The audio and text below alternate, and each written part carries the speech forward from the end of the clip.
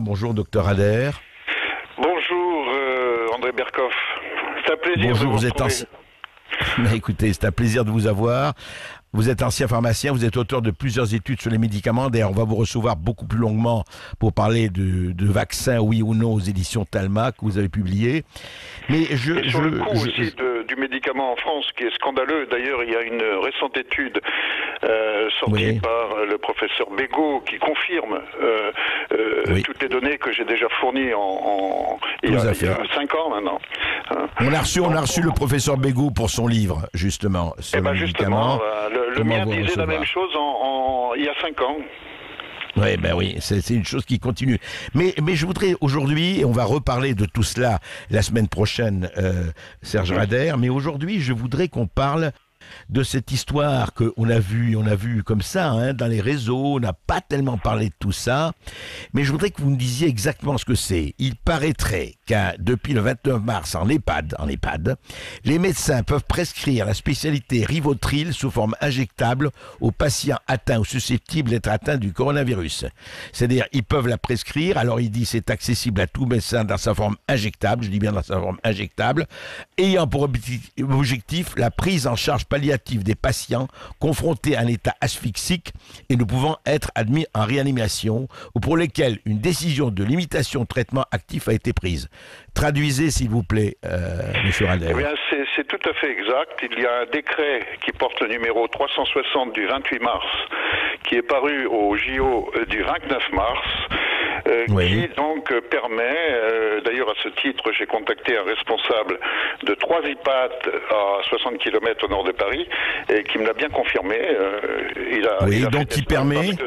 Ce décret permet de délivrer du Rivotril. Je vous rappelle que le Rivotril est un anti-épileptique, donc qui va servir de sédation parce qu'il n'y a plus de place dans les hôpitaux, et donc il faut bien traiter le mal-être et la déficience respiratoire des malades. Donc en fait on les achève les achève par voie injectable. Donc c'est tout à fait scandaleux, hein. Tout ça parce qu'il n'y a plus de place. Je vois ces EHPAD sont à 60 km au nord de Paris. Eh bien on les aiguille. Plutôt que sur Compiègne, on les aiguille jusqu'à Saint-Quentin dans le nord de l'Aisne, vous imaginez. Donc il y a un manque, comme vous l'avez cité sur les masques, de respirateurs, etc. Il y a un manque de place, ce qui fait que pour soulager les maisons, les EHPAD, respiratoire, on va injecter du Rivotril en ORAMM. Hein, je précise bien que cette autorisation donnée par décret est valable que jusqu'au 15 avril. D'accord ? Alors ce qui est hallucinant, c'est que on a accès à cette benzodiazépine, qui crée une dépression respiratoire aussi, et que on ne fournit pas. J'ai encore fait le tour des pharmacies parisiennes ce matin. On ne fournit pas le plaquenil dans les pharmacies. Serge Rader, restez avec nous. On va continuer cette conversation. Restez avec nous après une petite pause. À tout de suite. Oui, et nous continuons de parler de cette affaire. Quand je dis l'affaire, il faudrait presque dire ce scandale. En tout cas, cette affaire du Rivotril. Je rappelle simplement avec Serge Rader, je rappelle que cette mention, il faut mettre la prescription hors AMM, donc hors autorisation, n'est-ce pas, de mise sur le marché, dans le cadre du Covid-19. Serge Rader, je rappelle ceci, le Rivotril sera pris en charge par l'assurance maladie. En dépit du caractère hors autorisation mis sur le marché, et à 100% par l'assurance maladie au lieu de 65% dans les indications individuelles. Ça veut dire, si j'ai bien compris, on va pas quand même caricaturer, mais quand même, ça veut dire que pour les malades qui sont vraiment dans un état grave, écoutez, il vaut mieux administrer ça que, voilà, c'est un peu ça, non ? C'est souffrir, bien sûr. Ouais. Non, mais la situation est catastrophique. Mais ce qu'il y a, c'est que ces scénarios ont déjà été prévus. Je fais référence à un reportage qui a été diffusé sur RMC BFM TV en 2007, et qu'en fait tout ça était prévisible. Je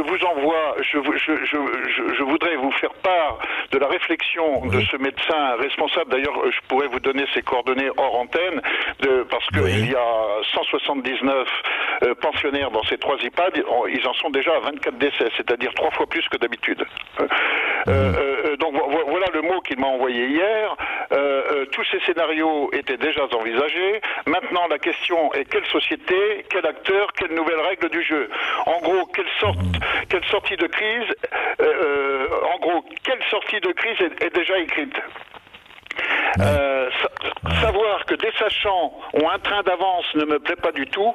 J'ai fait approvisionner la pharmacie en Rivotril, date limite du décret, donc dans le 15 avril.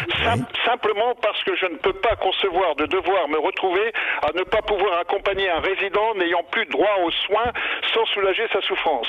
Pour le Plaquenil, dans le secteur, aucun hôpital n'est entré dans l'étude, donc aucune possibilité d'en avoir. Par contre, on sert de terrain d'étude à l'Institut Pasteur, etc., qui sont venus nous trouver, etc. Bien. Donc, en fait, ce qui est hallucinant, c'est qu'on a un traitement qui est efficace, qui a été démontré par plusieurs équipes russes, aux États-Unis, par l'équipe Raoult à la Timone à Marseille. Oui, Serge Rader, on va reparler du Plaquenil. Attendez, là, je voudrais rester sur le sujet quand même du Rivotril. Parce que le Plaquenil, c'est encore une chose, on va reparler ensuite avec Nicole Delépine et avec vous-même la semaine prochaine. Mais je voudrais dire, est-ce que ça, c'est pour ça que je voudrais rester sur le Rivotril là, est-ce que cela... est-ce qu'on peut dire, on peut parler d'euthanasie ou c'est vraiment trop fort? Ah bah non, on soulage la douleur et tout, et on les accompagne dans les derniers moments. Et dans une situation quand même qui est très grave, puisqu'ils sont confinés, ils ne voient personne, il n'y a aucune visite, et en fait ces gens-là vont mourir tout seuls. Hein, c'est hallucinant. Alors qu'ils pourraient au moins recevoir un appui familial, etc., en prenant les précautions d'usage, en s'isolant pour ne pas apporter de part et d'autre de virus, etc.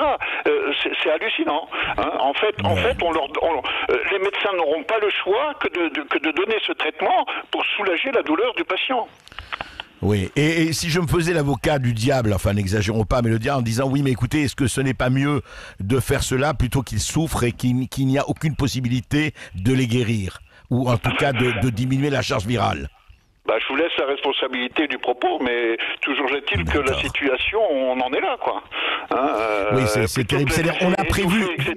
On fait une sédation, hein, par voie injectable, et pour que ces malades ne souffrent pas. Hein. En fait, on les accompagne. Hein, pourquoi pas un peu de morphine par-dessus le marché, et voilà. Donc effectivement, et vous dites que c'est prévu depuis quelque temps cette histoire, puisque vous l'avez dit en 2007. Non, le Rivotril, c'est un décret qui a été publié au JO du 29 mars, donc ça a exactement 5 jours. Oui, ça je sais. Le lendemain de l'interdiction de Plaquenil.